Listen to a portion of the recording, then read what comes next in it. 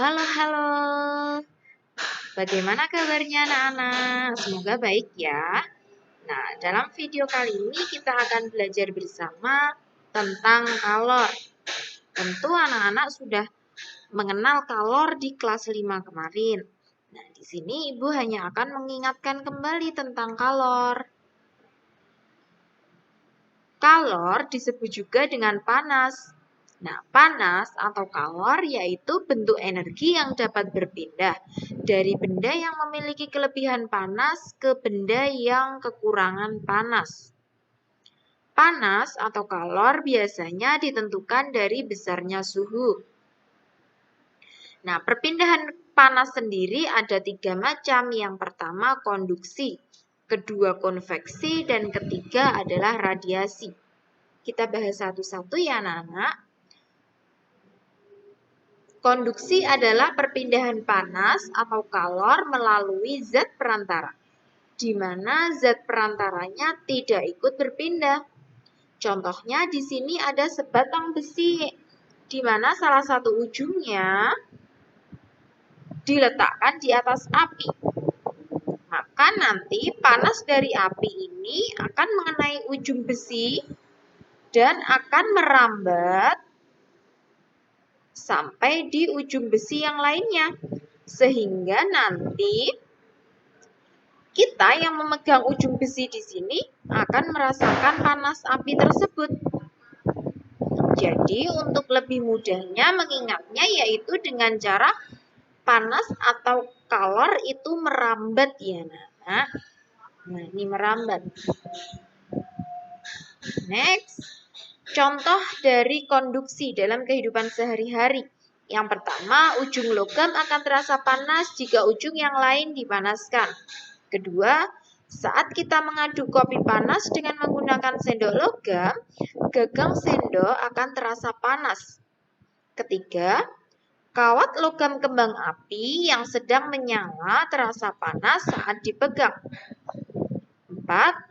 Knalpot akan panas ketika mesin motor dihidupkan. Kelima, mentega akan meleleh ketika diletakkan di wajan yang tengah dipanaskan. Keenam, tutup panci terasa panas saat panci digunakan untuk memasak. Terakhir yaitu air akan mendidih ketika dipanaskan menggunakan panci logam. Selanjutnya kita bahas tentang konveksi. Konveksi adalah perpindahan panas melalui aliran, di mana zat perantaranya ikut berpindah. Jika partikel berpindah dan mengakibatkan kalor merambat, maka terjadilah konveksi. Konveksi biasanya terjadi pada zat cair dan zat gas. Nah, di sini ada gambar konveksi ya anak-anak. Nah, ada air yang sedang dimasak di dalam panci kaca. Gambar sebelah kanan. Panci kaca lama-kelamaan akan panas karena panas api ini akan merambat dari bagian panci kaca dari bawah, merambat ke atas. Sehingga nanti air yang ada di dalam panci juga akan panas. Dari bawah, air yang ada di bawah ini lebih cepat panasnya anak-anak. Sehingga nanti akan ada gelembung-gelembung air yang ada dari bawah ke atas. Jadi, kalau kita amati dari gambar di sebelah kiri, di sini ada arus konveksi ya anak-anak. Arusnya itu gelembung-gelembung atau partikel air dari bawah yang sudah mulai panas itu akan naik. Kemudian air yang di atas karena masih dingin ya anak-anak, jadi nanti akan turun. Sehingga terjadilah arusnya ini adalah naik turun. Untuk mengingatnya, konveksi itu ada gerakan naik turunnya, anak-anak. Partikel-partikel yang naik turun. Biasanya untuk lebih jelasnya, percobaannya itu menggunakan kacang hijau. Jadi nanti kacang hijaunya ini akan bergerak naik turun. Itu bukti bahwa terjadinya konveksi. Selanjutnya, contoh dari konveksi yaitu pertama, gerakan naik turunnya air yang sedang mendidih saat direbus. Kedua, gerakan naik turunnya kacang hijau, beras, kedelai saat direbus. Ketiga, terjadinya angin darat dan angin laut. Keempat, gerakan balon udara. Dan yang terakhir adalah asap pada cerobong asap bergerak naik. Lanjut kita bahas pada radiasi. Radiasi yaitu perpindahan panas tanpa zat perantara. Biasanya disertai cahaya. Nah, karena radiasi ini perpindahan panasnya tanpa zat perantara, jadi untuk mengingatnya itu kita bisa merasakan panas itu langsung dari sumber panas. Contohnya di sini ada api unggun. Kemudian tangan kita didekatkan. Maka nanti tangan kita akan merasakan panas dari api unggun itu atau akan merasakan hangatnya api. Nah, itu contoh dari radiasi ya anak-anak. Next, selanjutnya contoh dari radiasi yang pertama, tubuh terasa hangat ketika dekat dengan api. Kedua, panas matahari sampai ke bumi meskipun melewati ruang hampa. Ketiga, menjemur pakaian memanfaatkan perpindahan panas secara radiasi.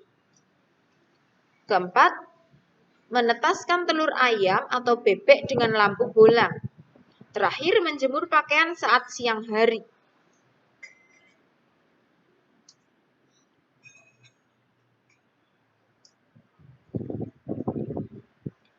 Nah, untuk perpindahan panas, anak-anak harus paham betul antara konduksi, konveksi, dan radiasi. Jadi, dipelajari lebih dalam ya anak-anak, dan jangan lupa dihafalkan apa perbedaannya, serta contoh-contohnya.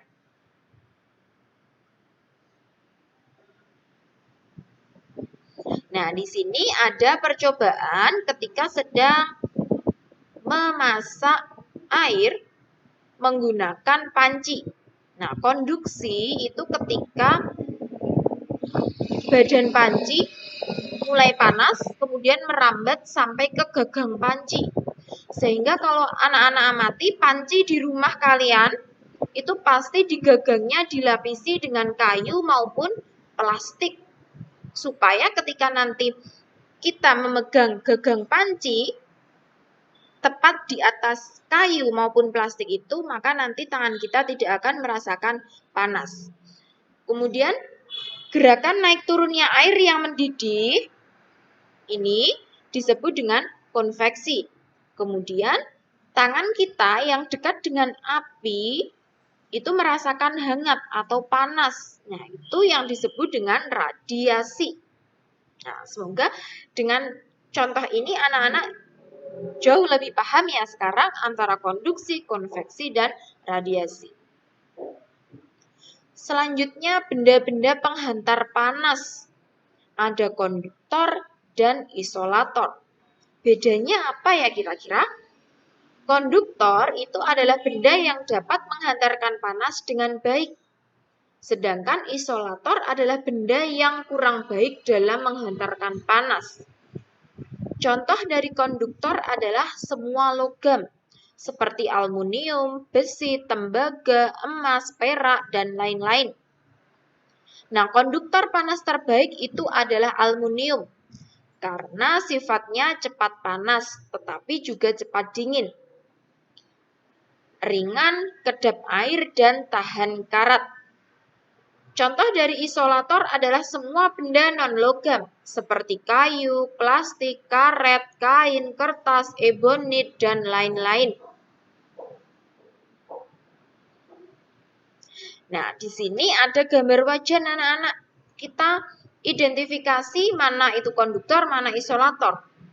Nah, di sini sudah ada keterangannya ya anak-anak. Konduktor di sini adalah badan wajannya, terbuat dari aluminium biasanya. Kemudian isolatornya adalah gagangnya, ini dilapisi dengan plastik. Kemudian tutupnya, pemegang tutupnya ini juga isolator karena biasanya bahannya adalah plastik. Ingat, konduktor itu adalah penghantar panas dengan baik, sedangkan isolator adalah penghantar panas dengan kurang baik. Nah, di sini ada contoh soal nih. Berdasarkan gambar, bagian yang termasuk konduktor panas ditunjukkan oleh nomor. Nah, untuk mengerjakan soal semacam ini berarti kita harus tahu contoh dari konduktor itu apa. Contohnya tadi adalah semua benda logam termasuk konduktor. Kita analisis satu persatu, mulai dari nomor 1, itu bahannya adalah plastik, berarti isolator. Nomor 2, juga plastik, berarti isolator juga. Nomor 3, aluminium, berarti termasuk konduktor. Nomor 4, bahannya juga aluminium, berarti termasuk konduktor. Sehingga jawaban yang tepat untuk menjawab soal seperti ini adalah nomor 3 dan nomor 4, konduktor panas. Mudah ya anak-anak? Nanti ketika kalian menjumpai soal seperti ini berarti tugas kalian yang pertama kali adalah mengidentifikasi satu-satu. Dan tentu kalian harus menghafalkan contoh benda-benda konduktor dan isolator. Next, selanjutnya di sini ada benda-benda di sekitar kita. Ada ceret, ada panci, ada solder, ada magic jar. Ini diidentifikasi mana itu isolator, mana itu konduktor.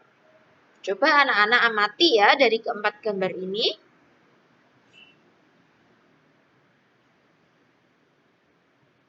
Nah, mudah bukan untuk membedakan mana itu konduktor dan isolator?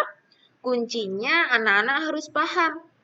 Benda-benda konduktor itu adalah benda-benda logam. Sedangkan isolator contohnya adalah benda-benda non-logam seperti plastik, kayu, kertas, dan sebagainya. Baik, terima kasih anak-anak sudah menonton video dari awal sampai akhir. Semoga semakin jelas ya tentang kalor. Sampai jumpa di video selanjutnya. Terima kasih. Dadah. Selamat belajar.